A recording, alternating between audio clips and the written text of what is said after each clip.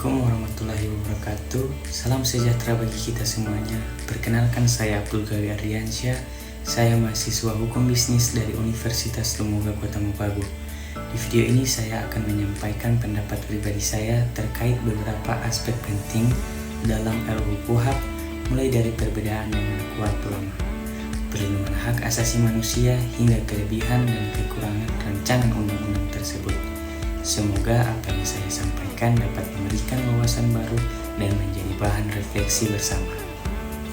Yang pertama, saya akan membahas tentang perbedaan KUHP lama dan RUU KUHP saat ini.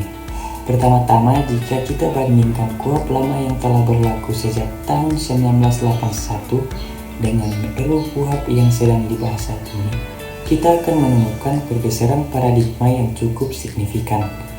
KUHP lama mengusung sistem peradilan pidana yang relatif formalistik dan berorientasi pada prosedur klasik, sedangkan RUU KUHP hadir dengan semangat reformasi, berusaha mengakomodasi dinamika hukum modern, termasuk perkembangan teknologi informasi dan kebutuhan perlindungan hak asasi manusia yang lebih kuat.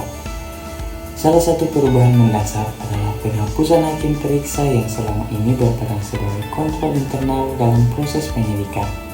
RUU KUHP juga mengatur ulang kewenangan aparat penegak hukum dengan tujuan mempercepat proses peradilan dan mengurangi beban sistem peradilan. Yang kedua, apakah RUU KUHP sudah menjamin perlindungan hak asasi manusia? Jawabannya masih menjadi perdebatan.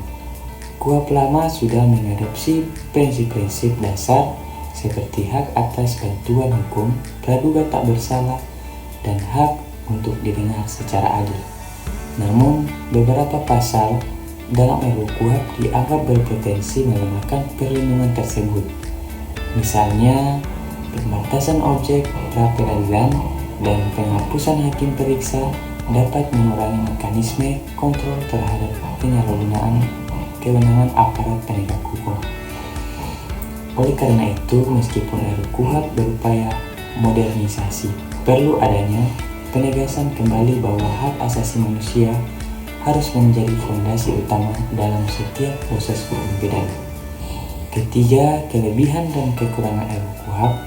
Dari sisi kelebihannya, RUU KUHP membawa angin segar dengan upaya penyederhanaan prosedur dan penyesuaian terhadap perkembangan teknologi yang sangat dibutuhkan untuk mempercepat penegakan hukum keadilan tanpa mengorbankan keadilan.